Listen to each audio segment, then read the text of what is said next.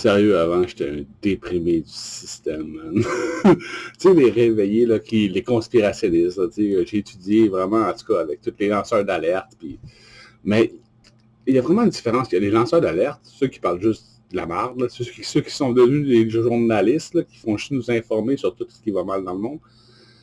Mais il y a certains documentaires comme Thrive. Je ne sais pas si vous avez vu Thrive en français. Il y a 20 millions de personnes qui l'ont vu. C'est super intéressant sur beaucoup de sujets. Thrive. Thrive. En français. Sur YouTube, il est là. Ça révèle beaucoup de choses. Je ne veux pas donner de preview, en tout cas.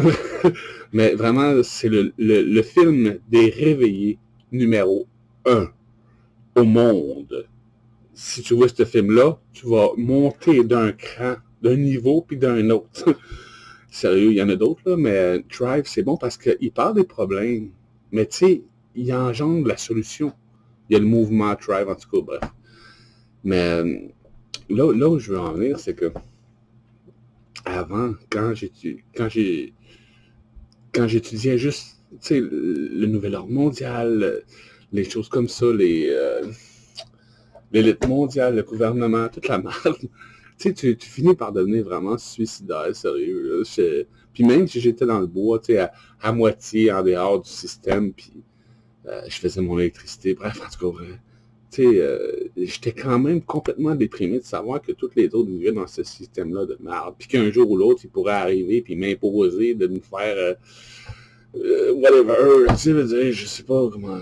Bref, tu sais, c'est comme se sauver dans le bois, ça sert à rien. Tu sais, en tout cas, je l'ai compris, je l'ai fait. J'ai passé 10 ans dans le bois, sérieux. Fait que, puis je me suis rendu compte que ça servait pas, tu sais. Fait que j'étais vraiment complètement déprimé, découragé de la vie, ben raide. Puis suicidaire, comme la plupart de nous ont déjà été, là, tu sais, on a tous passé par là. Puis, mais depuis que j'ai commencé, ben, avant de le commencer avant de le faire par moi-même, j'ai vraiment écœuré tous les lanceurs d'alerte, là. Tous ceux qui existent, il y en a qui m'ont barré. Parce que c'est ça, je les gossais, je leur disais, pourquoi tu ne parles pas des solutions au lieu de parler juste des problèmes, tu sais?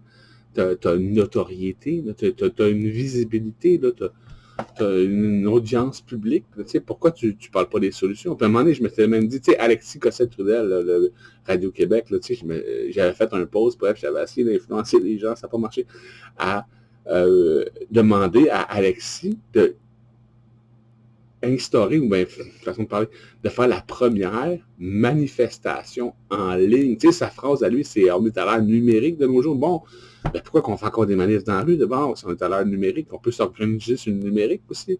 On peut faire une manif en ligne. Là. C'est combien de personnes qui ne peuvent pas aller aux manifs parce qu'ils sont trop loin, parce qu'ils n'ont pas d'argent, parce que c'est, parce que ça, pas de char. On s'en connaît des raisons, là, parce qu'ils sont introvertis. Mais tu sais, toutes les introvertis là, sur Internet, là, comme moi, façon de parler, on serait tous là, on serait des millions en ligne, tu sais. Mais ça a comme... Ça n'a pas pogné à ce moment-là, tu sais. Mais le fait est que moi, mon but, c'était de réunir tout le monde en ligne pour... Tu sais, si on se ramasse, puis on est 10 millions, là, on va-tu tout chialer entre nous autres, le système fait de la merde, ou bien on va se dire, bon, ben, on est assez nombreux pour nous organiser, puis travailler pour faire le meilleur, tu sais, imposer le nouveau monde en proposant quelque chose de mieux que l'ancien. Quand tu proposes quelque chose de mieux, c'est sûr que ça prend la place de l'ancien. C'est comme ça que tu changes quelque chose dans le monde. Quand quelque chose qui te dérange, tu fais mieux, puis ça remplace l'ancien. Comme le VHS a remplacé le bêta, comme le CD a remplacé le VHS, comme le DVD a remplacé le CD, comme le numérique a remplacé le DVD. Tu sais, chacun d'eux n'a pas eu à faire des manifs, puis des sièges, puis des convois pour remplacer l'autre. Il était juste mieux. C'est ça la vie. Quand quelque chose qui te dérange dans le monde, tu es peut-être là pour faire mieux. T'sais. Fait que, en tout cas, bref. Tout ça pour dire que depuis que je travaille, depuis que j'ai lancé le cours des 100 000, parce qu'il n'y en a pas un artiste qui a voulu le faire. Mais comment il s'appelle, Steve l'artiste. Steve l'artiste en est un de ceux que j'ai été parler avec, puis j'ai discuté un peu avec, puis j'ai dit, écoute Steve, tu sais, c'est cool vraiment ce que tu fais, tu sais, tu fais du bien, tu sais, mais tu sais, on devrait s'organiser pour faire plus encore, tu sais. Puis là, je proposais mes idées, il dit, oui, c'est pas fou ce que tu dis, c'est brillant, mais moi, je suis pas là. Moi, je suis là. Il dit, toi, il m'a dit vraiment le mot clé qui m'a déclenché. Moi, il m'a dit, fais-le. Dans toutes les ceux que j'ai approchés, là, c'est lui qui m'a dit, fais-le. Steve l'artiste, Charlant, en tout cas, bref. Ah, coupe le câble! C'est cool. Mais bref, il m'a dit, fais-le. Puis depuis que je l'ai fait, là, sérieux, depuis que j'ai arrêté après, depuis que j'ai arrêté de demander aux autres, puis depuis que j'ai arrêté d'attendre qu'un autre le fasse pour moi, honnêtement, là, j'ai repris goût à la vie, sérieux. Tu sais, à ce temps, je m'investis dans les choses que j'aime, je parle des choses que j'aime. Tu sais, puis j'évite toutes les choses qui me servent à rien. De toute façon, j'ai été conspirationniste pendant 25 ans.